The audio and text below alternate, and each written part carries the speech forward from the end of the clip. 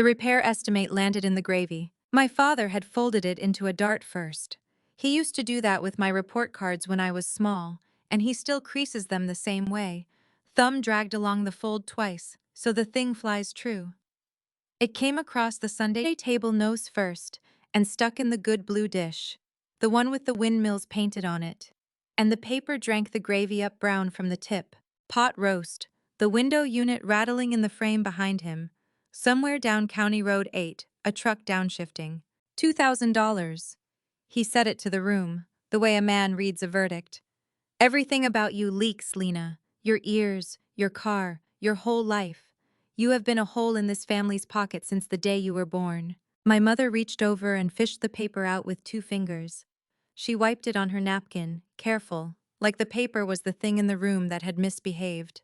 You don't get fixed, my father said, you just get billed for. On the counter behind his head sat a key fob on a lanyard. My little brother's truck. $420 a month. Co-signed in this kitchen last spring, while I stood right there holding the cake. My hearing aid was in my left pocket, switched off, because the battery cost money, and the good ear was pointed his direction anyway. $58 a month, that aid. I have never once told them the number. I folded the estimate into quarters, then eighths. My thumbnail went down each crease until the nail bed went white, and the paper stopped being a paper and started being a small hard square. People ask why I kept driving out there every Sunday. Here it is. I don't remember anything before I was 5. Not one birthday, not one Christmas.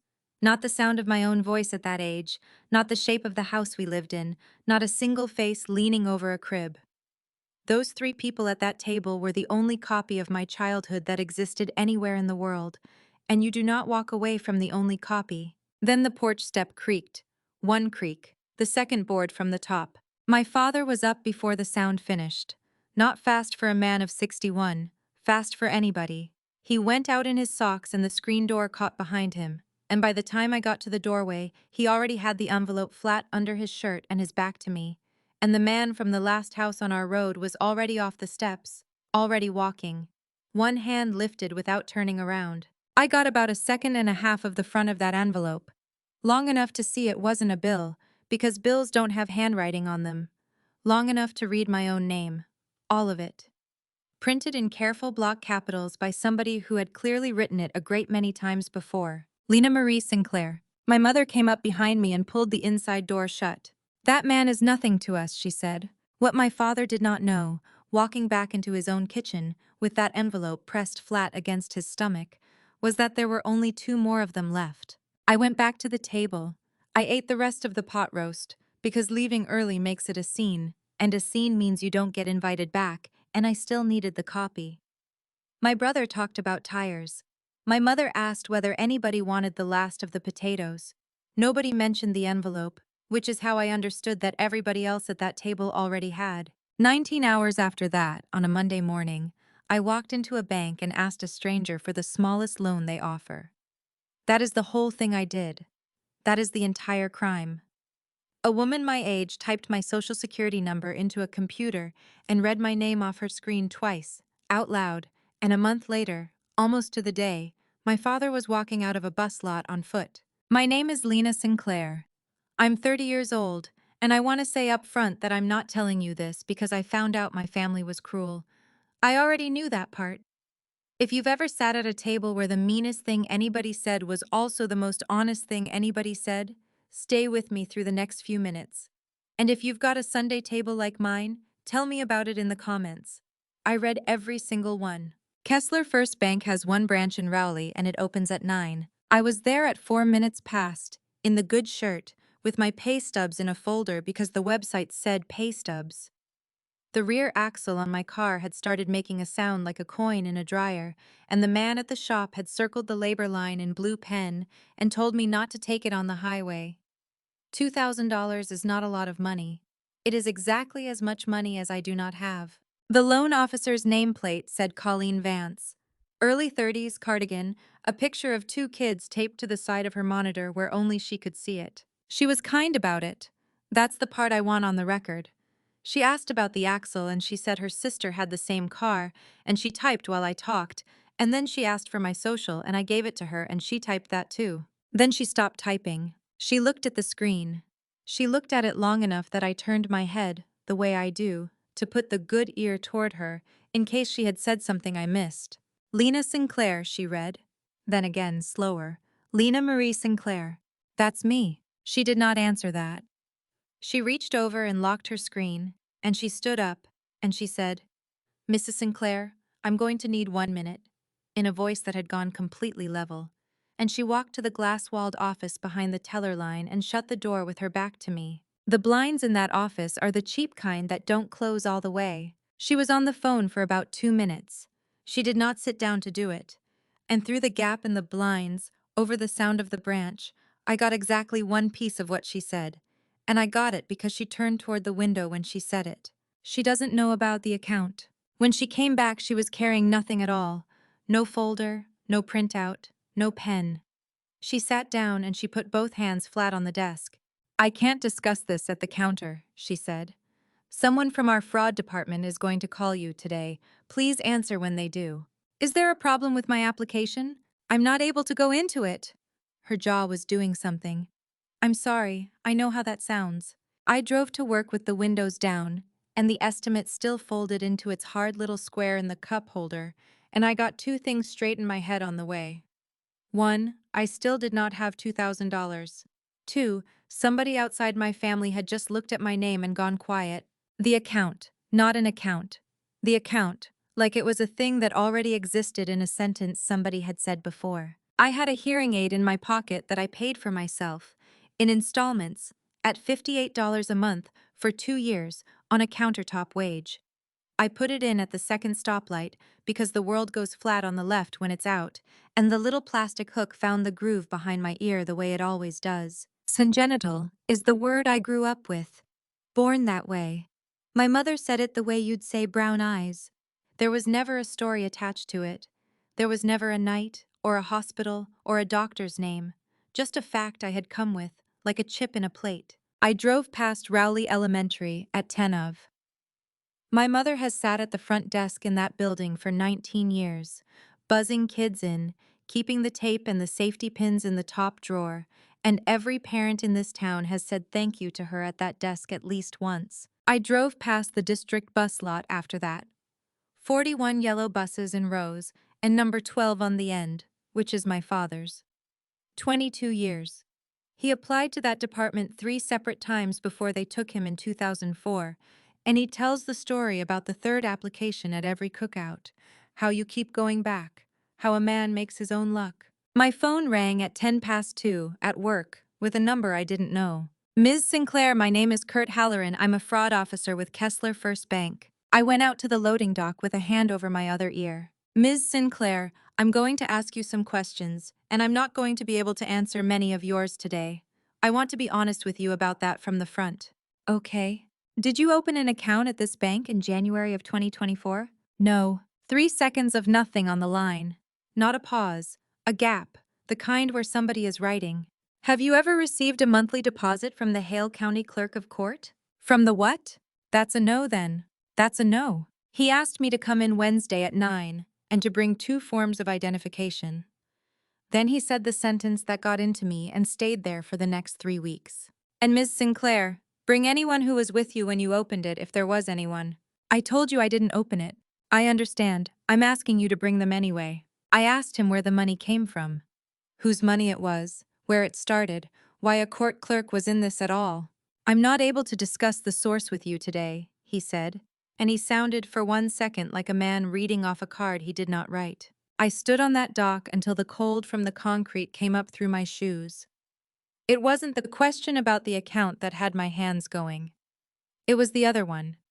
Because a man who thinks you are lying asks you who helped you, and a man who thinks you are not lying asks you the exact same question, and means something entirely different by it. Wednesday, 9 in the morning, a room behind the teller line with no window in it. Kurt Halloran was 50-something, and built like a man who used to be a different kind of officer. He checked my driver's license against my face longer than anybody has ever checked anything about me. He wrote down the number. He put a single sheet of paper in front of me, face up, and turned it so it was square to my edge of the table. A signature card, opened January 12, 2024 at that branch. My name at the top. My social security number. My date of birth, March of 1996. My address from 2 apartments ago, which was my address in January of 2024. And a signature on the line at the bottom, in blue ink, a big looping capital L, and a hard downstroke through the K, that I have never in my life produced with my own hand. Is that your hand? He said. I have thought about what I sounded like when I answered. I don't think I sounded like anything. No, he didn't tell me whose it was.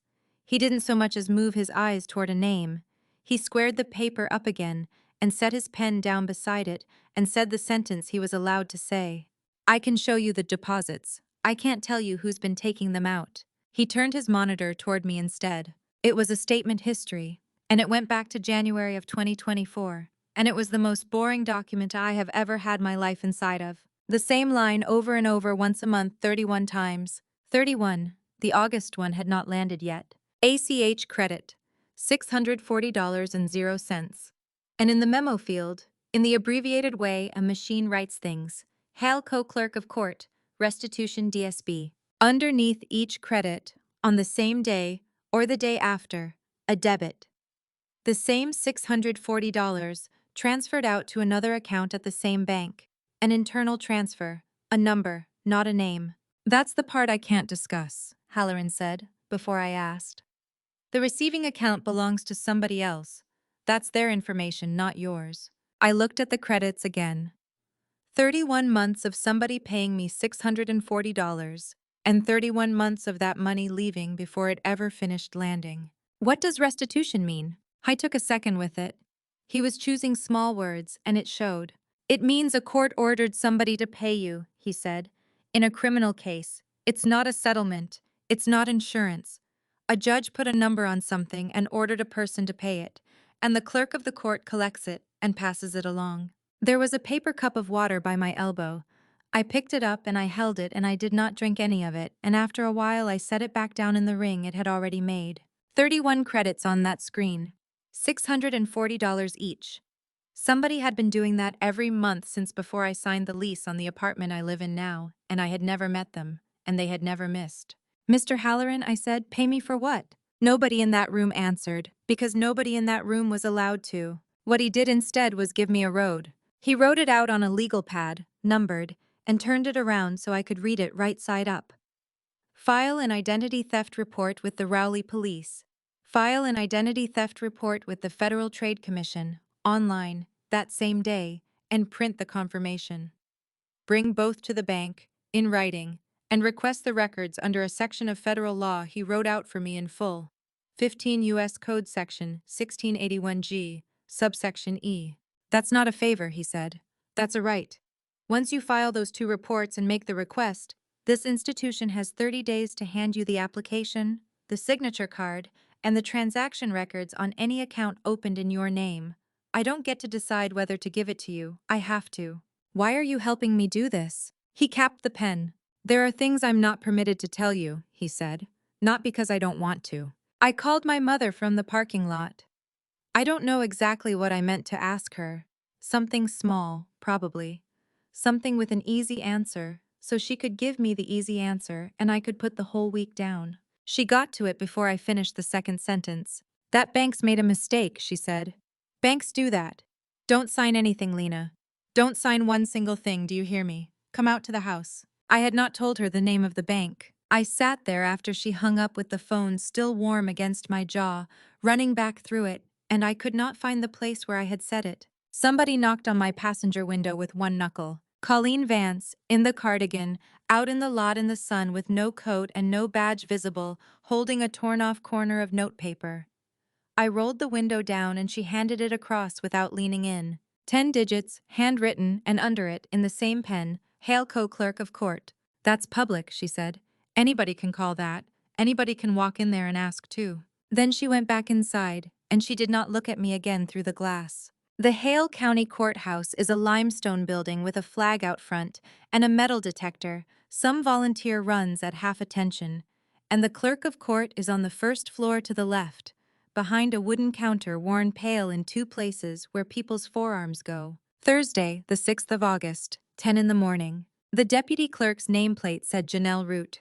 40-ish, reading glasses on a beaded chain, a coffee that had been sitting long enough to have a skin on it. I said I wanted to ask about a payment that came out of this office. And I gave her my name, and I spelled the last one. She typed it. She hit return. And I watched a woman read a screen and change her whole voice in about a second and a half, from counter voice to something quieter and more careful, the voice you use in a room where somebody is asleep. Ma'am, she said, you're the victim of record in this case. The what? The victim of record. She looked up over the glasses. Since March of 2001. I was 5 years old in March of 2001. There's a case, I said. There's a criminal case in this county with your name in it, yes ma'am. Your legal name, your date of birth. She turned slightly, and her hand went out to the printer beside her, and it started to feed. Cause number, and then the caption. She read the caption off the screen the way clerks read things, flat, all of it in one breath. State of Indiana versus Travis Allen Mullen. I had never heard that name in my life. The printer gave her 4 pages and she squared them on the counter and turned them around. A disbursement ledger. 26 years of one, in a font from a system nobody has updated since it was installed.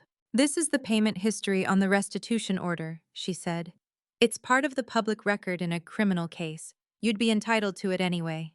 The first entries were from the spring of 2001, and they were small. $30.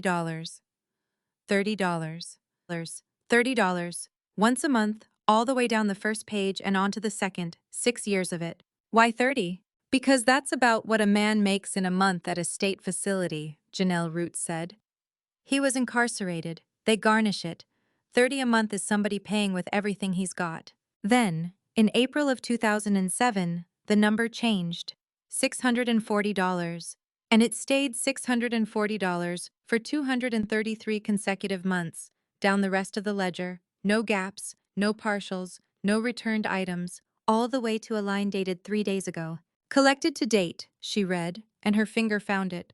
$151,280. Original order, $186,000. Outstanding balance, $34,720. I looked at the recipient column. For the first 23 years, every line said the same thing. Wade Sinclair, parent guardian of minor victim. That's my father.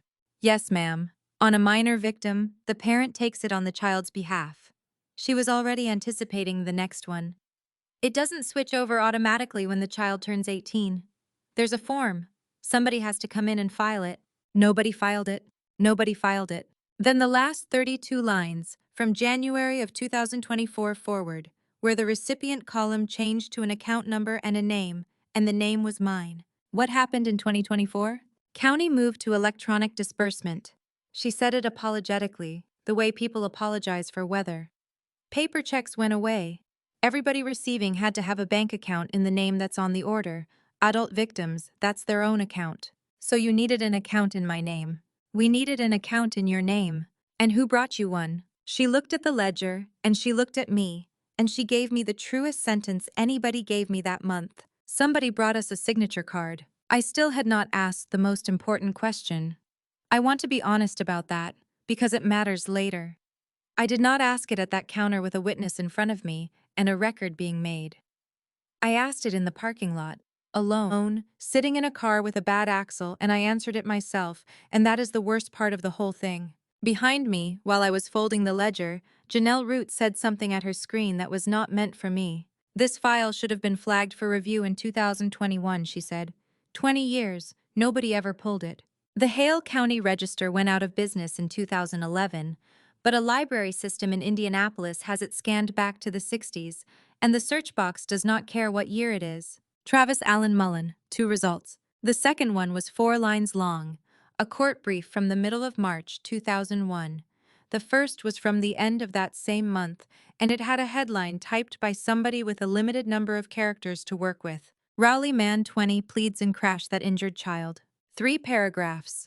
A single vehicle rollover, shortly before midnight, on the 9th of October, 2000. County Road 8. A 19-year-old Rowley man behind the wheel. A blood alcohol level over the legal limit. A plea entered. A sentence of 8 years with 6 to serve, and a restitution order attached. The child was not named.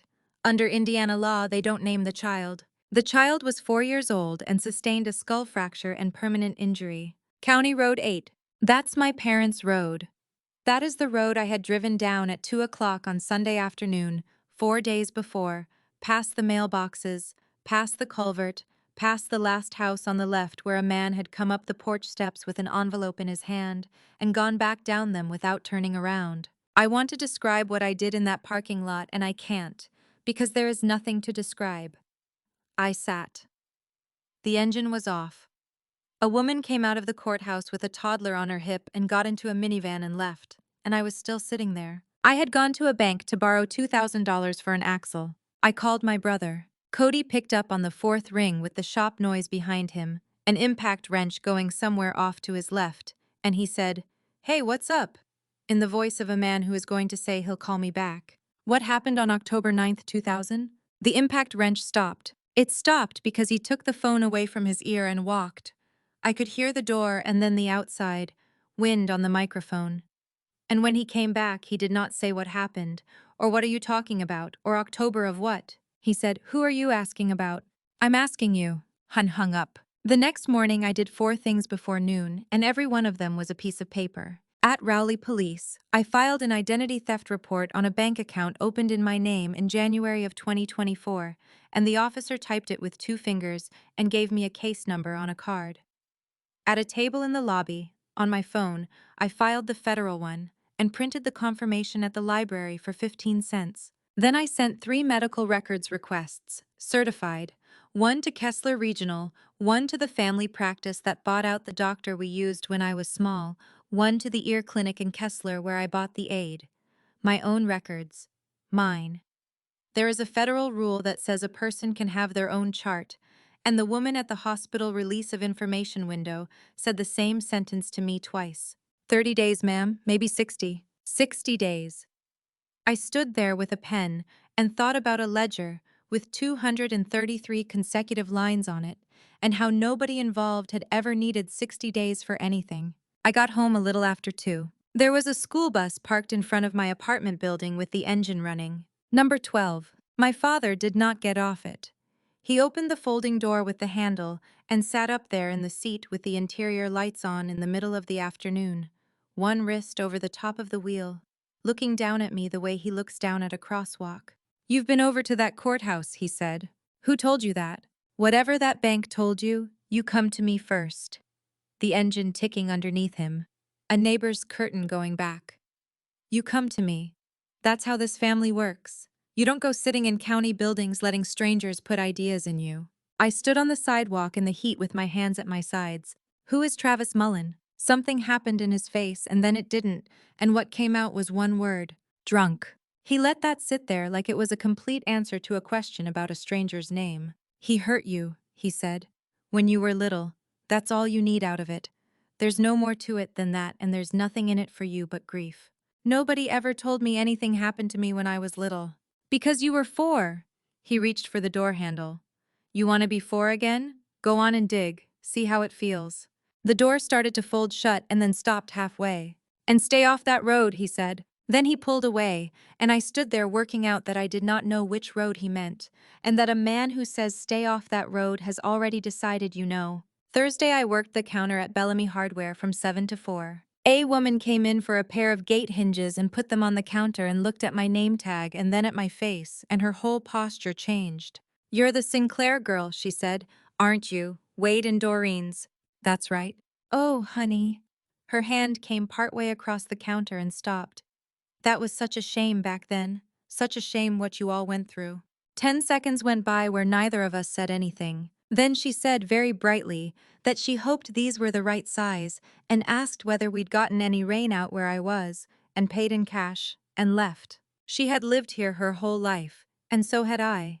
And she knew a story about my body that I had never been told. Everybody who bought hinges from me knew it. The whole town had a version of me they'd agreed on in 2001 and stopped saying out loud, and the only person who had been kept outside of it was the person it happened to. That night something came loose. Not a memory the way people describe memories. No picture, no sound, a smell. Fried fish. Hot oil and cornmeal and paper plates, and being carried, and the cold after the warm. That's all of it. That's the entire piece. I have gone back into that 400 times since and it has never gotten 1 inch bigger. I stood up in my kitchen at 11 at night and said something out loud, alone, to nobody. Somebody has been paying for my ear for 26 years, and it wasn't my father. Sunday, the 9th of August. Pot roast again, because it's always pot roast. They had met before I got there. You can tell. There is a particular arrangement people fall into when they have already agreed what is going to be said, a kind of seating chart. And my mother was on the stove side with the good dishes already out at 4 in the afternoon. And my uncle was at the end of the table. My uncle came because my mother called him. She only ever calls her brother when she wants a man in a uniform sitting in the room. He was in the fire department polo, with the Rowley crest on the chest, deputy chief for 11 years, citizen of the year in 2011, a photograph of him in the station and everything, and there was no birthday, no holiday, and no reason on God's earth for him to be at that table on a Sunday in August. "Sit down, sweetheart," my mother said. She had it ready. It came out clean, front to back, no hesitations, and she did not have to look for a single word. "There was an account," she said. "Her and Dad set it up years ago, a medical fund, for me, after what happened. There was insurance money from back then, and it went in there, and they had been managing it because I was a child, and then because I was young, and then because that's just how it stayed. And the bank was confused because of some paperwork. And frankly," she said, "a thank you would not kill me considering." My mother finished the story very smoothly, smoothly enough that I understood she had told it before, just never once to me. I had the ledger in my bag, folded lengthwise. I took it out and I put it on the table between the buttered dish and the salt, and I did not raise my voice, and I read exactly one line off it. "Victim of record, Lena Marie Sinclair. Recipient, Wade Sinclair, parent of minor victim." The window unit rattled. My father put down his fork. "That money paid for the roof over your head," he said. "You ate it, you wore it. That's 26 years of this house, and this house had you in it. You want me to stand here and apologize for feeding you with it? It was ordered to be paid to me. You were 4 years old." He was getting louder, and the thing about my father is that he doesn't lean in when he gets loud. He leans back. "What were you going to do with $186,000? Buy a pony?" Somebody had to take that money. Somebody had to be an adult. And my mother, at the counter, with her back half to me, said it to my father as if I were not in the room, and as if I were a topic that had come up before. "She hasn't lost anything, Wade." The screen door went. My brother had gotten up somewhere in the middle of that and gone out, and none of us had heard him do it, and the door banged twice in the frame the way it does when nobody catches it. I was sitting on the back steps with his forearms on his knees. 27 years old, tire grease permanently in the creases of his knuckles, a man who has never in his life been able to hold still while somebody is upset with him. I sat down 2 steps above him because the light was behind me there. "How long have you known?" I didn't ask known what. "Since I was 19. The yard went on out to the fence line and past it into the Decker's beans, and there was a dog going somewhere off toward the highway. Dad told me on the way back from Kessler," he said. "I'd asked about the truck, where the down payment came from, and he said it's family money, and then he said the rest of it. Like it was, I don't know, like it was a fishing spot he was showing me." "He told you and he didn't tell me." "He said," Cody rubbed his mouth with the back of his wrist. "He said I was the man in the family and there were things a man in the family carries." "You were 19. "I was 19. He told me the rest of it looking at the boards between his feet. The truck.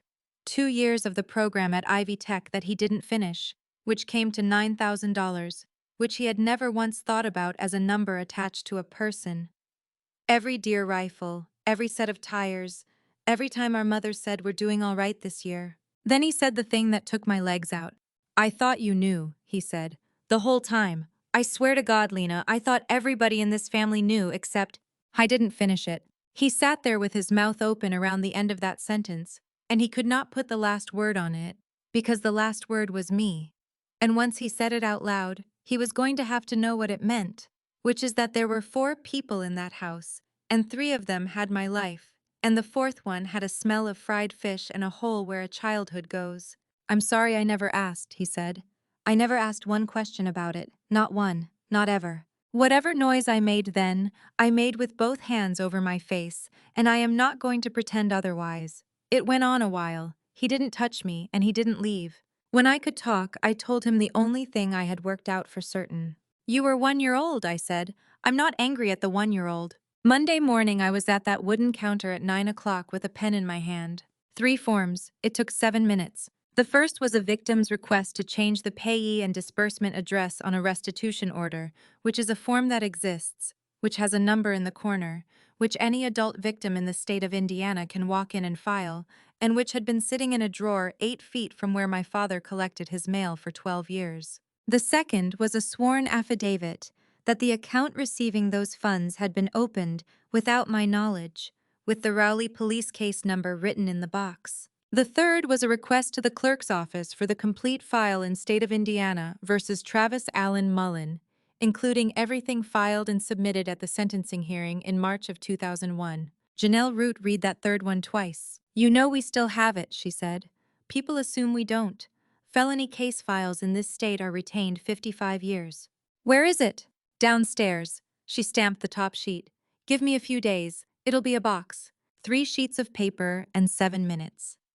My father spent 22 years climbing into a seat at the front of a bus, and this is what was going to take him back out of it.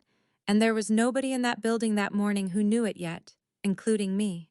What those 3 sheets started was not a lawsuit. It was slower and much worse than that. By Wednesday, the clerk's office had suspended disbursement on the order pending verification of the payee. That is a phrase that costs a clerk nothing. What it means is that on the 12th of August, 2 letters went out on county letterhead, one to the address of record for the recipient, which is my parents' house on County Road 8, and one to the address of record for the person paying, which is a house 3 doors down the same road. The bank restricted the account the same week, pending the fraud file. And the 30-day clock on my records demand started running on a Tuesday, in an office in Kessler, in a bin marked for legal review. Nobody warned my father. Nobody is allowed to. The bank can't, and the clerk doesn't, and the police don't call ahead. That is the whole design of it, and my family had spent 26 years getting comfortable inside a system whose only real cruelty is that it does not tell you when it has started. On Saturday the 15th, driving back from a delivery, I passed the house. My father was standing at the end of his own driveway at the mailbox, with his reading glasses pushed up on his head, holding a business envelope with the county seal in the corner. He hadn't opened it yet. Monday he called the bank. I know how that call went, because Kurt Halloran told me later exactly what he is required to say, and because my mother told my brother about it in the kind of detail people only use when they are frightened. My father used the kitchen phone. He said his name. He said his wife's name. He said he had been a customer at that branch since 1994, and he wanted to know why a transfer had not gone through, and he wanted somebody in charge. And every time he asked, a person on the other end said a version of one sentence. I'm not able to discuss that account, sir. He asked whether there was a hold. Not able to discuss it. He asked whether somebody had made a report. Not able to discuss it. He asked, and this is the part my brother repeated twice, whether his daughter had been in there saying things. I'm not able to discuss that account, sir. They cannot tell him. There is a federal rule about it, and the rule exists precisely so that a man standing in his kitchen at 8 in the morning cannot find out what is coming.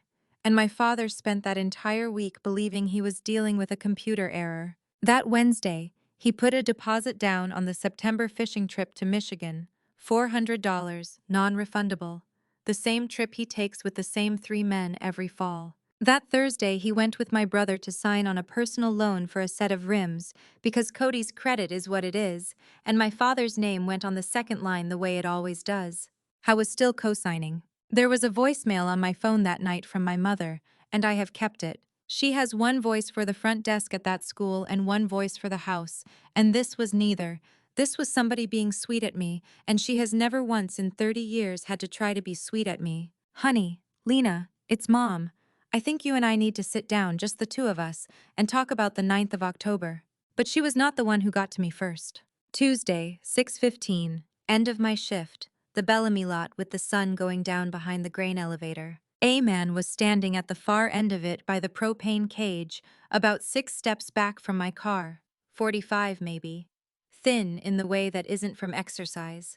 He had both hands out of his pockets and held a little away from his body. And he kept them there the entire time we talked. and it took me about a year to understand that this is a thing a certain kind of man learns to do so that nobody ever has to wonder about his hands. Ms. Sinclair, I'm Travis Mullen. I put my keys between my fingers. Then I took them back out, because I heard how loud the parking lot was, and it was not loud at all. The clerk's office sent me a letter, he said. It says the payments are suspended. I know. I'm not here to ask you to turn them back on. He said it fast, like he'd practiced the order. That's not what this is. He stopped and started over. I need you to know I never missed one. Not 1 month. There's a record of it downtown. And if anybody ever tells you different, you go look. I've seen it. You've seen it. 305 months. He nodded slowly, and he looked off at the elevator for a second, and when he looked back, his face had done something I did not have a category for. Is somebody finally asking? He said. The sun was all the way down behind the building by then. He reached into the inside of his jacket, very slowly, still keeping the other hand out where I could see it, and he took out an envelope that had gone soft at the corners, the way paper goes when it has been in a drawer for a very long time. Not a white one, a card. I bought this in 2004, he said. I'd already sent one that spring, with a $20 bill in it, and nothing ever came back.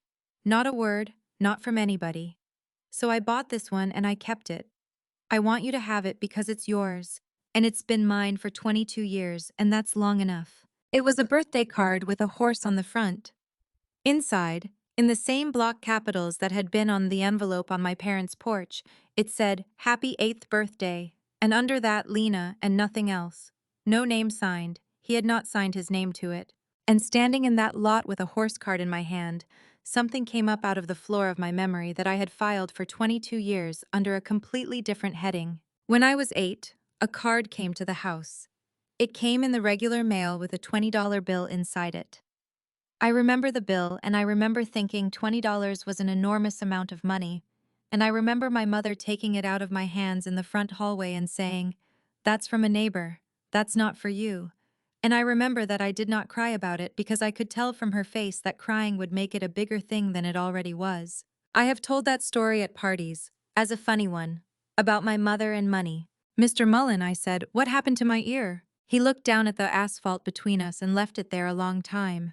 That's not mine to say. Wednesday morning, Janelle Root came up from the basement with a records box on a cart, and the lid had a strip of tape on it that had gone yellow. State of Indiana versus Travis Allen Mullen, 2001, retention, 55 years. She put me in the little side room they use for people looking at deeds, and she said, Take your time, and she left the door open 6 inches, which I think was policy, and I think was also kindness. The first thing on top was the plea agreement. Then the sentencing order with the restitution figure in it, $186,000, typed by somebody on a machine that hit the eights harder than the rest. Then a manila folder of witness statements. And the second one down was 2 pages, dated the 16th of March, 2001, sworn and notarized, with a signature at the bottom I have seen on permission slips and Christmas cards and the back of every check that ever came into that house. Doreen Sinclair. The statement is 11 sentences long. I am only going to give you one of them. I saw Travis Mullen get behind the wheel. She saw. My mother was not there. My mother was at the house on County Road 8 with a 1-year-old because that is where my mother was every night of 1999 and 2000, and because a woman with a baby that age does not go to a fish fry cleanup at 11 o'clock at night. She did not say she believed it. She did not say her husband told her. She did not say it was her understanding. She swore, on a notarized page, before a court, that she watched a 19-year-old boy get into the driver's seat of a car, and a judge read that page, and a boy went to prison for 6 years, and 25 years later, she wiped a repair estimate off a plate with a napkin, like the paper was the thing in the room that had misbehaved. I sat in that little room with the door open 6 inches, and I did not make any noise at all. Under the witness statements was the state's damages packet. Because a number like $186,000 does not get into an order because somebody said it. Somebody has to prove it. Kessler Regional Medical Center, October 2000. Emergency admission. Surgical. 11 days inpatient, then outpatient, then audiology. And behind the billing, in a stiff paper sleeve, a printed copy of a scan and a radiologist's report to go with it. A picture of the inside of my head when I was 4 years old. I took it out and held it up toward the window because that is what people do on television, and it was gray and white and meant absolutely nothing to me. I turned it over. I turned it back. There was a shape that was obviously a skull, and there were letters and numbers in the corner, and there was my date of birth. I could not read the one document in the world that was about the thing that had been done to me. My phone went while I was sitting there with it. Kessler Regional, release of information, a very polite young man. My request had been processed. There were no records responsive to it. Patient records from the year 2000 had been destroyed in accordance with the facility's retention schedule, and he was sorry. And was there anything else he could help with today? 7 years is the rule. Longer for minors, but longer ran out too, and it ran out while I was working a hardware counter believing I was born broken. The hospital had nothing. And I was sitting in a county building holding it in my hands because the state of Indiana had needed it in 2001 to prove up a dollar figure, and this state keeps a felony file for 55 years. Further down in the box was a 2-page incident report on a form with the Rowley Volunteer Fire Department crest at the top. Narrative times apparatus personnel. And at the bottom, a signature and a printed title. D. Pruitt, ASST Chief, Rowley VFD. My uncle wrote the report on the wreck that deafened me. Nobody had ever mentioned that either. In the middle of the narrative was a line about occupant positions. Driver, T. Mullen. Front passenger, W. Sinclair. Rear seat, minor child. I read it 4 times before the shape of it landed, and the shape is this. There were 3 people in that car. The newspaper said 2. The newspaper said a 19-year-old man and an injured child. 26 years of a town telling a story with 3 people in the car, and one of them edited out of it. And the man who was edited out was the man who had come home and been given the money. On the way out of town, I stopped at the fire station and asked the kid on duty for a copy of the run log for the 9th and 10th of October 2000, and he had to call somebody, and the somebody said public record, print it for her. 2 calls that night, one at 11:52 p.m., single vehicle rollover, County Road 8. And above it, at 6 p.m., an entry in the station log that was not a call at all. Annual fish fry, fundraiser, hall, and a list. Setup crew, serving crew, cleanup crew. U. Sinclair, cleanup. D. Pruitt, on duty. Hot oil and cornmeal and paper plates and being carried, and the cold after the warm. On my way back out through the bay, there was a rack of turnout gear against the wall and a row of helmets above it on pegs, and one of them had Pruitt across the back in reflective letters, and beside it on the wall in a black frame was a photograph of a man shaking the hand of a town council president under a banner that said Citizen of the Year 2011. Dr. Nora Vogel is a neurologist at Kessler Regional, and she gave me 20 minutes because I called 11 times. She clipped the printed film to a light box that she said the hospital keeps around, mostly out of sentiment, and she stood in front of it with her arms folded, and she did not say anything for long enough that I started apologizing for wasting her time. "Stop," she said, "I'm reading." Then she put one finger on the film, on a pale line running down through the left side of the skull, above and behind where an ear goes. "This is a fracture," she said. "Linear, through the left temporal bone. It disrupted the ossicular chain, which is the little chain of bones that carries sound. And it healed. This is old, healed bone. They told me I was born like this." She turned around and looked at me over the top of her glasses. "Nobody is born with this line, Ms. Sinclair. You were injured." I put my hand flat on the table. She was still talking. She was explaining conductive loss and mixed loss, and that a break like that in a 4-year-old will scar the chain and the middle ear, and I heard about half of it because the room had gotten very far away on the left and also on the right. Then she asked to see the rest of what I'd brought, and I gave her the file from the practice that bought out our old family doctor's charts. Paper, photocopied, the ink gone brown. She stopped on a page from 2013 when I was 17, in the handwriting of Dr. Elton Haley, who retired in 2019, and who I remember mostly as a man with cold hands. "Seizures, congenital, per parents." "Per parents," Vogel said. "That's what they always said." "Ms. Sinclair." She tapped the line twice. "That is not a diagnosis. That is a quotation." He wrote down what he was told, and he attributed it, because that is what you do when you can't verify something. Every doctor after him read that line and assumed somebody upstream had confirmed it. Nobody ever did. She went back through the folder. And in the same batch, from the same old paper chart, she pulled out a single sheet with a rubber-stamped header, a well-child visit from June of 1999, when I was 3 years and 3 months old. Height, weight, immunizations up to date. And a line, filled in by hand, initialed by hand. Hearing normal bilateral. 16 months before the 9th of October 2000. Vogel put it down on the table between us and squared it up and did not touch it again. "This one doesn't need me to read it," she said. She had one more question before I left, and she asked it while she was writing in my chart, not looking up. "Who paid for your hearing aid?" I did. She didn't answer that. She wrote something down, and she kept writing for longer than that answer should have taken. I left that hospital with 2 sheets of paper 16 months apart. The first one says I could hear, the second one says I was born unable to. And in between those 2 pieces of paper there is a fish fry, a county road, and 3 grown adults. 2 detectives from the Indiana State Police took my whole box on a Friday morning, and a deputy prosecutor named Dana Kroll sat in on it. 46, gray suit, legal pad, and the least decorated office in that building. She went through it in order, and she asked good questions, and she wrote down the names of everybody I had spoken to. And when she was done, she put her pen down and turned her chair to face me. Square, which I have learned is what people do right before they take something away from you. "Ms. Sinclair, I want to tell you something now instead of in 4 months. I cannot charge anyone for the crash.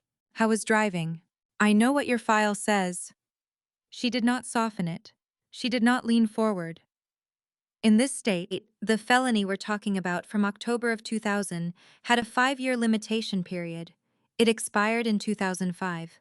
There is no mechanism, there is no exception I can argue. Nobody is ever going to be prosecuted for what happened to you in that car, and I'm not going to sit here and let you spend the fall believing otherwise."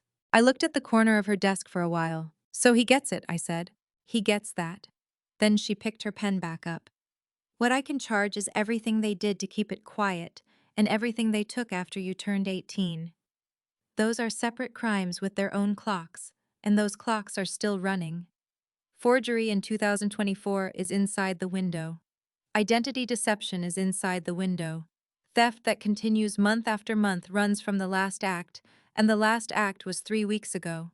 And Ms. Sinclair, anything anybody says to my detectives this year that isn't true is a brand new offense committed in front of a witness." She turned toward the open door and raised her voice about a third. "Get me the clerk's disbursement ledger and the 2024 signature card." Before I left, she wrote a name on the back of her own card, a civil lawyer in Kessler, and she said the criminal case was hers, but the money was mine to go get, and that the clock on that one had started the day I found out, and not the day it started being taken. I filed the following week. Wrongful taking of property. 1 defendant. My father's name in the caption in the same typeface as everybody else's. He never answered it. Not a call, not a letter, not a single sheet of paper. My uncle came to my apartment that night. He came up the outside stairs slow, and he did not knock hard, and when I opened it, he had his hands in his back pockets, and he asked if he could come in, and I said he could stand where he was. I did not threaten me. I want that clear, because I keep expecting people to be one thing, and they keep being another, my uncle explained. "You don't understand what that night was like," he said. "You weren't, well, you were, but you weren't in a position to. There's a child bleeding in the back seat, Lena, and you've got about 11 minutes to make about 9 decisions, and one of them is whether this town's got anybody left to drive the truck on Saturday. You decided. Somebody decides. That's what the job is." He shifted his weight. "You want to talk about your daddy? Fine, your daddy's no prize. But I have pulled people out of things you can't picture, and I did that for 30 years, and I did it because I was still allowed to." He kept going. That's the part I did not expect. He wanted me to see it, he wanted credit for the weight of it, and somewhere in the middle of wanting that he said this. The mirror was hanging down off the windshield on the passenger side. I can still see it. Which is a thing you know if you were standing at the car. I didn't move. I didn't say anything about it. "What time did you get to the scene?" I said. "Little after midnight, 12:10, 12:15. The run log said the call came in at 11:52. The log said Assistant Chief D. Pruitt marked on scene at 11:41, 11 minutes before anybody called for help. I went down the stairs and got in his truck and started it.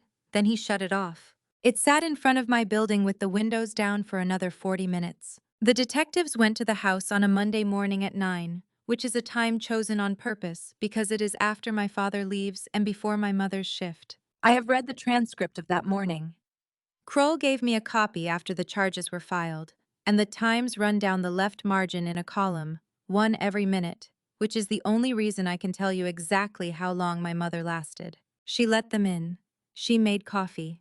She has spent 19 years being the pleasant woman behind the glass at an elementary school, and she went straight to it. And for the first 11 minutes, she was very good. Then they asked whether she had ever given a statement in the Mullen case. She said she did not recall signing any statement. They put the 2001 affidavit on her kitchen table, face up, with her signature at the bottom and the notary stamp beside it. She said she may have signed something the lawyers put in front of her. She was a young mother. She signed a lot of things that year. They asked whether she had ever accessed the account at Kessler First Bank in her daughter's name. She said she had never touched that account. They put the signature card down next to the affidavit. She said that she may have gone in with her husband once. Then she said her husband handled all of it. Then, at minute 39, she said that the account had been her idea because somebody had to make sure that money was protected, and that if her daughter had asked one time in 26 years, anybody would have told her. 3 stories in 40 minutes, at her own table, with a recorder running and 2 witnesses in the room, and every one of them a fresh statement given in the year 2026 with no clock on it that had run out. Nobody made her say any of it.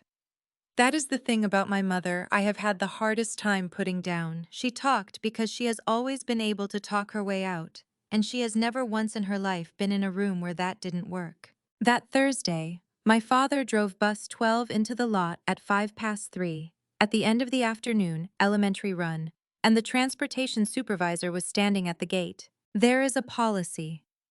When a school district receives notice that a driver is the subject of a criminal investigation involving theft or forgery, the driver goes on leave without pay the same day, and the district takes the keys, because a district that keeps a man in that seat while it waits to see how things go is a district that gets sued. He handed over the keyring and the route sheet and his fuel card at the gate, standing on the pavement at 3 in the afternoon in front of the wash bay. Then he had to walk out. His truck was parked in the employee row on the far side of the lot, and the lot is a secured area, and once you turn in the badge, you don't cross it. So a 61-year-old man walked all the way around the outside fence line in the August heat, past 41 yellow buses he had known by number for 22 years. How was most of the way around when a bus coming in off the late route gave him 2 short taps on the horn. That is a thing they do. It is a hello. It has been a hello in that lot for decades, and the driver who did it had no idea, and neither did the 11 children on board. I know about the horn, and I know the number of children, because the transportation supervisor wrote all of it into a statement that afternoon. And that statement went into a personnel file that stopped being confidential the day the board voted. A district that takes a man's keys documents the taking. 3 paragraphs, and one of them counts the children on a bus that had nothing to do with anything. He believed, that whole first week, that it was going to be handled. He got on the phone to a man he knows on the school board, a man he has fished with, and he used the phrase within the family, and he used the phrase small town. He said that people forget who drove their kids. He said he had never in 22 years put a scratch on a child. I know all of that because the man on the school board wrote it down the same afternoon and gave it to the district's lawyer, and it came back to me the way everything came back to me that fall, secondhand and on paper. And while he was making that call from his kitchen, a deputy prosecutor in a gray suit had already been handed everything. The clerk's disbursement ledger, 305 entries. The bank's production under the Federal Record Statute, on time, at day 26, the account application, the signature card, the statements, and the check images from the 2 years before the county went electronic, showing the same endorsement on the back of every one of them, in the same hand, month after month, a hand that was not mine. And in the identification file a bank has to open on every new account, because this branch's policy is to photocopy the license and not just write the number down, a photocopy. The front and back of an Indiana driver's license. Mine. My photograph, my address, my number, taken in January of 2024. at a branch counter 4 blocks from where I was standing behind a register selling somebody a box of drywall screws. He had my license in his hand that day. He had to have taken it out of my wallet and photocopied it and put it back and then eaten dinner with me on a Sunday. They put my brother out of the house on the 2nd of September, the day before they took his keys at the gate for talking to the state police. I found him in his truck in front of the store at closing, and he had a duffel bag and a toolbox on the seat beside him, and he had been crying, and he is not a man who does that where anybody can see. Mom said I chose, he said. She said I chose. Here is what I did, and I have thought about whether it was right roughly 9,000 times since. I told him I was not going to put his name in the criminal complaint. Kroll had asked me directly whether I wanted the tuition and the truck treated as part of the theft, and I said no, and I said it in the room with the recorder on, because he was 1 year old, and because a 19-year-old who is handed a truck by his father is not the same thing as the father. Then I paid the deposit and the first month on a rented room over the laundromat on Vine, $410 each, out of an account with $1,100 in it. And I gave him 2 conditions, and I did not negotiate either one. He tells the truth to every investigator who asks him anything, including the parts that make him look bad. And he does not contact me for 1 year. He took it. He didn't argue. He asked if he could give me something back, and I said there wasn't anything, and he said there was. There is a strong box under the floor of the back bedroom closet at the house, under a cut piece of subfloor, where my father keeps the deed and the titles. He said, that's where they go, all of them. He said he saw it once when he was 20 and got told to shut the door. The state police took it out of that house on a warrant the next morning, 6 hours before my father drove bus 12 into the lot for the last time. I'm not turning you in, I told my brother, through the truck window. I'm also not lying for you.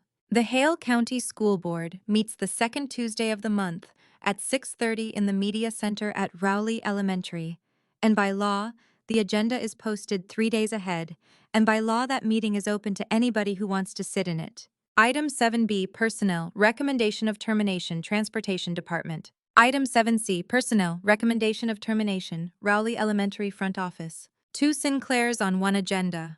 On paper. Posted on a corkboard by the front door where the pickup line goes, from the Friday before the meeting, where every parent in that town walked past it on the way in and again on the way back out. My mother came. She did not have to, and nobody made her, and she came and sat in the 3rd row of the public seating in the media center of the building she had worked in for 19 years, in a blue cardigan, with her purse on her lap. She has been to 100 meetings in that room.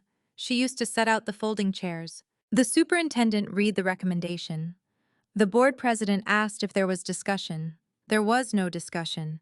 It went 6-0, and then the president read 7C and asked if there was discussion, and it went 6-0 again, and it took under 4 minutes for both. The minutes of that meeting are a public record. Anybody in the state of Indiana can pull them up on a phone. Afterward, there was the usual bottleneck at the doors. Everybody talking about the parking lot resurfacing. That was item 9. A woman came out ahead of my mother with a kid on her hip. A woman my mother had handed a bandage and a safety pin to more than once at that front desk. She saw my mother in the hallway. She crossed to the other side of it.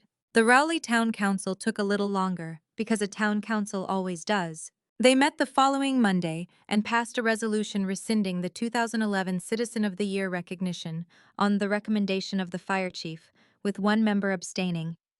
And the state board that licenses firefighters in Indiana opened a proceeding to revoke my uncle's certification, which is a process with hearings and letters, and a form he has to sign acknowledging receipt. The station handled its own part quietly, the way those places do. I drove past on a Thursday and stopped in the gravel across the road, and through the bay glass I could see the wall where the black frame had been, and the peg where a helmet with Pruitt across the back had hung for 11 years. Both of them were gone. Somebody had taken the frame down and not filled the hole, and what was left in the wall was the nail. The charges came at the end of the month. My father, forgery, identity deception, and theft, charged as a continuing course of conduct running from 2014 to 2026.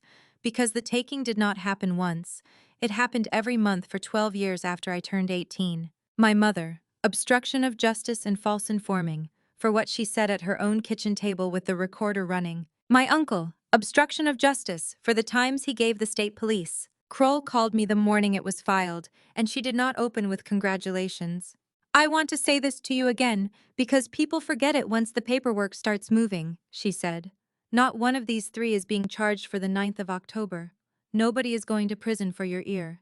That part I can't get back for you, and I never will. I was waiting by my car outside the store 2 days later. Not the bus, his own truck. He had shaved and he had put on a collared shirt to come stand in a hardware store parking lot, and that is how a person can tell what is coming. 22 years, he said. I drove this town's children 22 years, in the ice, in the fog, never put a mark on one of them, not one. I know how long it was. So you tell me how that gets to be worth nothing. His voice went up and then came down again, and he made himself come down. You're going to let one night stand up next to 22 years and call it even? The repair estimate was still in my bag. It had been in there since the 2nd of August, folded into eighths. A small hard square with a brown stain across one corner where it went into the gravy. You got those 22 years because of that night, I said. He stopped. No school district in this state hands a bus to a man with a felony drunk driving conviction. They run your record every year, Dad. Every single year. You applied 3 times before 2004, and you got in on the 4th. And the reason you got in is that when they pulled your history, there was nothing on it, because somebody else was carrying it. He opened his mouth. I did not have anything, and I watched him look for it, and there was nothing there to find. The financial part came after that, and it came the way those things come, which is by mail. A default judgment for conversion, entered against my father in October because he never filed an answer to the thing, with a wage garnishment attached at the statutory maximum of 25% of disposable earnings, which will follow him to whatever job he has for as long as it takes. And the truck loan, the $420 a month, with his name on the second line and his income now consisting of nothing at all. It went into default at the end of September. They came for it at 11 in the morning at Rowley Tire and Lube, where my brother was on shift, and hooked it up in the customer lot in front of the bay doors, while 2 guys he works with stood there holding impact wrenches. My brother told an investigator about it, and the investigator told Kroll, and Kroll told me, which is the only route anything about him took that year. He didn't call me, he didn't call our parents. He called nobody, and he finished his shift, and he walked to the room over the laundromat. My phone rang that night with a Kessler area code, and it was a lawyer, and he said he represented Travis Mullen. The hearing was on a Tuesday in the first week of October, in the same courtroom on the second floor of the same building where the sentencing happened in March of 2001. A petition for post-conviction relief. Newly discovered evidence and a fraud on the court. The state did not oppose it.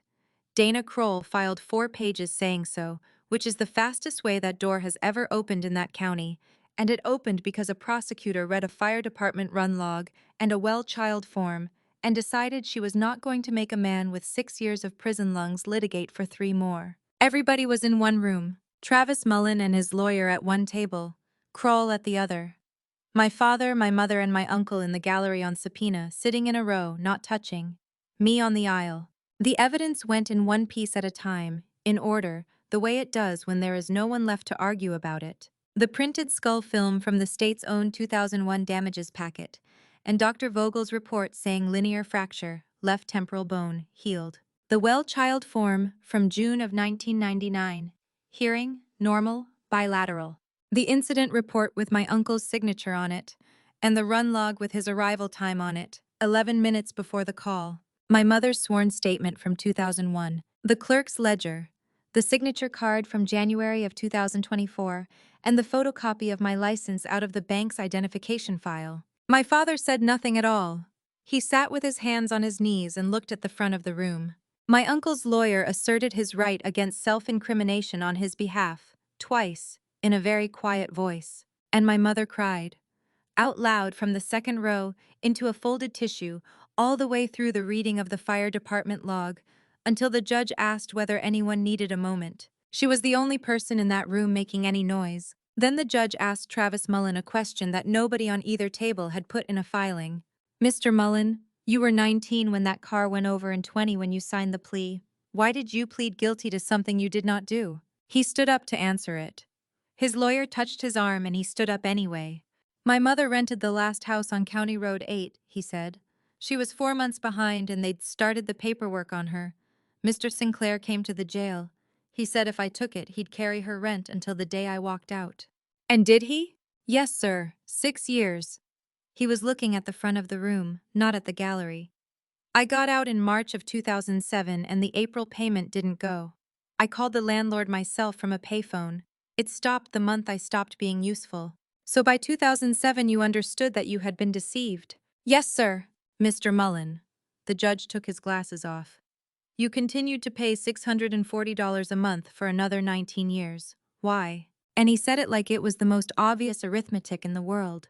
Because a court told me a little girl got hurt and somebody owed her, he said.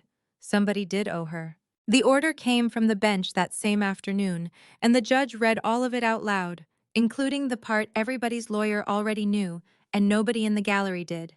The conviction from March of 2001 was vacated. The charging information was dismissed with prejudice. And then, in one sentence near the bottom, the restitution order entered on the 20th of March, 2001, was vacated as well, and the clerk of the court was directed to cease collection and to refund to Travis Allen Mullen all sums collected under it, $153,200, which is more than the ledger said in August. And the reason it is more is that he had gone right on paying. Through the suspension, through the state police, through every week of it, at the same window, in the same first week of every month, while the county worked out whether the man he had been paying was allowed to keep it. That is the sentence that ended the envelopes. Not a payoff, not a last installment. A judge in a second-floor courtroom saying that the debt had never belonged to him, which meant that every white envelope that ever came up that road with my name on it had been a receipt for a thing that was not owed. There were only ever 2 more of them after the one I saw. The 6th of September and the 4th of October. That is all. Then Travis Mullen stood up at his table and asked to address the court, and his lawyer put a hand out and he went ahead anyway, which I was starting to learn is simply how he does things. Your Honor, I'd like the money to go to her. The judge asked him to be specific. All of it. The whole refund. She's the one that got hurt. He was not looking at me. I just got locked up. I stood up before I had decided to. I said no. I said it to a judge, out loud, in a room with a court reporter in it.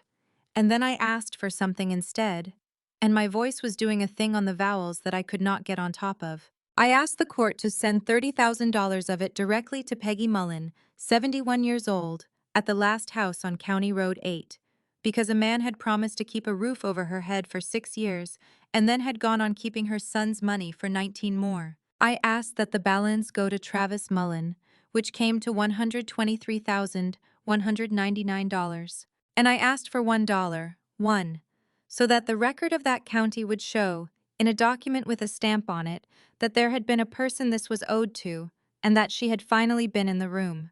The judge granted all of it and did not ask me a single question about why. Then the lawyer put the box on the table. It was a shoebox with the lid rubber banded, and inside it were receipts. 26 years of them. When you pay restitution at that window, they hand you a 2-part carbon slip. For the 6 years he was inside, the deduction came off his facility account, and the receipt came to him in the mail on the same 2-part form, because the state does not invent a second kind of paperwork for a man in a bunk. 308 months of them went into that box. Except that they were not blank, he had written on them. Down in the memo line at the bottom of each carbon, in block capitals, in pen, there was a note. The judge asked whether any of it was going to be read into the record, and Kroll said the victim wished to read 3. So I stood at a table in a courtroom in Hale County, Indiana, and I read 3 lines of somebody else's handwriting, and I got through all 3, which I did not expect. April 2007, first payment after he came home, for the girl's ear. September 2013, the month I was 17 and a doctor wrote down congenital, per parents, for the girl's ear. August 2026, 2 months before that hearing, the line the clerk read me off her own screen, for the girl's ear. 19 years between the first of those and the last, and the words never changed. Not once. Not the wording, not the order, not the capital letters. He had written the same 4 words on every slip he ever held. 6 years of them on a bunk and 19 years of them at a counter on the first floor of that building. And it landed on everybody in that room at about the same moment, because there was a second copy of every one of those slips, and the second copy went into an envelope with my full legal name printed on the front of it. For 6 years, those envelopes came through the mail with a state facilities postmark in the corner. For 19 more, they came up a set of porch steps on County Road 8, 305 of them. The state police had already pulled them out from under the floor of a bedroom closet, in a strongbox, with the deed and the titles, sorted by year with rubber bands, every single one still sealed. 305 envelopes and 308 slips, and the difference is 3. September, October, and the one in his jacket. They took the strongbox out of that closet in the first week of September, so the last 2 envelopes ever to come up. Those steps went into a kitchen drawer instead of under a floor, and the third one never came up at all. They found him in the hallway outside, by the drinking fountain. My father got there first and put himself in the way, and I do not know to this day what he was going to say, whether it was going to be an apology or a threat, or that thing he does where he explains. Travis Mullen did not go around him. He reached inside his jacket and took out a white envelope, sealed, with Lena Marie Sinclair printed across the front of it in careful block capitals. He had paid next month's that morning, early, before the hearing, at the same window, because he was going to be downtown anyway, and because he had done it every month since the spring he came home. That one was going to go up the steps on the first Sunday in November. I tore it in half and then in half again and dropped it in the metal trash can by the fountain. Then he said one thing, and he said it in a completely level voice, and it is the only time in this entire story that anybody said the true thing out loud to my father's face. 26 years, I put my name on your steps, he said. 19 of them I walked up myself, and I never once went up the top one because you never asked me in. I'm done walking up. I went out through the front doors of that courthouse. Not the side entrance by the parking lot, which is where people go. The front, down the wide limestone steps, in the middle of the day. The 2 investigators were waiting at the bottom of them. They took my mother there, on the steps, quietly, on the warrant that had been sitting since August. Kroll had held it for service, because she was not going to have a woman arrested in an elementary school parking lot in front of the pickup line. One of them carried her purse for her because her hands were occupied. No shouting, no cameras. Nobody in that town found out until the sheriff's log ran in the shopper on Thursday. My father was handed a date to appear. My uncle got his in the mail 2 days later, from the state board, on letterhead, with a form to sign acknowledging that he had received it. Before any of that, though, while the court reporter was still typing, Dana Kroll had asked the judge for 1 minute to put something on the record that had nothing to do with the petition. For the record, she said, Ms. Sinclair has been the victim of record in this county's files since March of 2001. 26 years. There is a name and a date of birth on the face of that order. Nobody in this building ever asked her a question. Nobody objected. The judge said, "So noted," and the reporter typed it, and it is in a transcript in a basement in Hale County, and it will be there for 55 years. And in the hallway afterward, Dr. Vogel handed me a card with a date on it, the second week of November, for a reconstruction of the ossicular chain on the left side. "I want to be straight with you about what this is," she said. "You will not hear the way you would have. That's gone. You'll hear enough to know who's behind you." 3 months later, it is the middle of November, and here is where everybody is. My father pled guilty to forgery and to theft as a continuing course of conduct, and he will be sentenced after the first of the year. His school bus driver certification goes the day judgment is entered against him, under a state statute that does not leave anybody any discretion at all, and the district took the seat back in September regardless. So what he is waiting on now is only the paperwork that makes it permanent. He will not drive a child in Indiana again, and there is no version of the future in which he does. 25% of everything he earns goes to the clerk of the court on the civil judgment, first of the month, automatically, before it ever reaches his hands. He drives a delivery van at night for a warehouse outside Kessler. 4 10-hour shifts, no passengers. My mother lost the front desk at Rowley Elementary by a vote of 6-0 in a room she had set out the chairs in, and she was taken off the parish finance committee at the November meeting, which she found out about from the bulletin. She works nights now, stocking, at a place with no front desk in it, and no glass window with a buzzer beside it, and nobody who comes in and says her name. My uncle's firefighter certification was revoked by the state board on the 8th. The town council resolution rescinding the 2011 award passed with one abstention and is in the minutes. The photograph and the helmet with Pruitt on the back are not in that station anymore. He still drives past it every morning on his way out to the county highway barn because it is on the only road that goes that direction. My brother signed an agreement to repay $9,000 in tuition out of a tire technician's wages at $150 a month, which will take him 5 years, and the truck went back to the bank in September. He texts me on the 1st of every month. One message, never long. I have not answered any of them.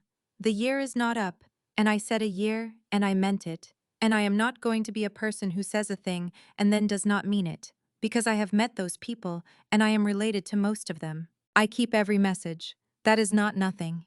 That is just not the same as an answer. Travis Mullen's conviction was vacated, and the State Police Records Division corrected his criminal history, which took a month and 4 phone calls. His lawyer filed a claim under Indiana's wrongful conviction statute, which pays $50,000 for each year a person was wrongly incarcerated. He was in for 6.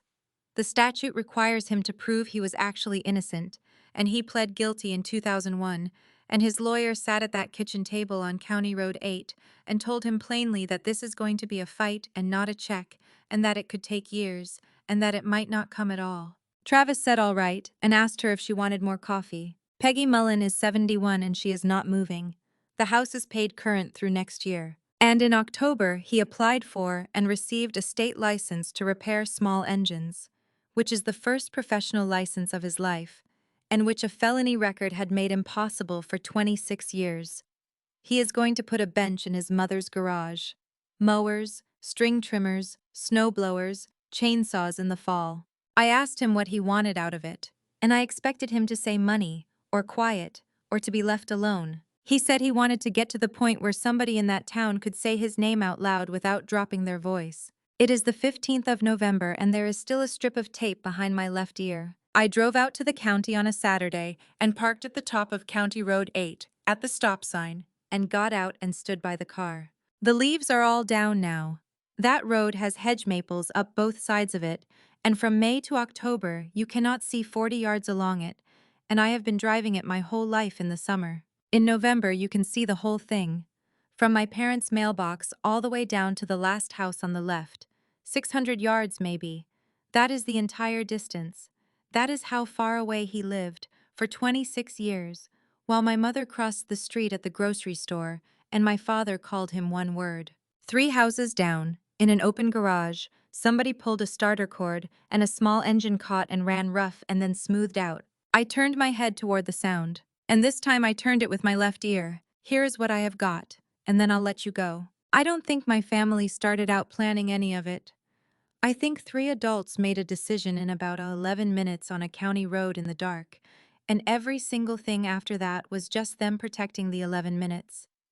The story about my ear, the word congenital, the bus route, the Sunday dinners, 26 years of a family arranged around one night, and the strange part is that it worked, and it would have kept working, because nobody ever asked. That is the piece I keep turning over, not the money, the question. Everybody in that town had a piece of it. My brother had a piece. A woman buying hinges had a piece. A file in a courthouse basement had all of it, sitting 8 feet from a public counter for 26 years, and it cost me nothing but 7 minutes and a pen to get it. And the only reason I never got it sooner is that it did not occur to me that there was anything to ask. So that's my question for you, and I mean it, and I do read these. Is there something in your family that everybody has agreed not to bring up? Not a scandal necessarily, just a thing that gets changed the subject of. The year nobody talks about. The relative who stopped coming. The explanation for something about you that you have been repeating your whole life without ever once checking who you got it from. Tell me about it, down in the comments. I read every one of them, all the way through, and I answer the ones I can. Thank you for staying with me. It took me 30 years and a $2,000 repair estimate to ask one question, and I would rather you did not wait as long as I did. I'll see you in the next one.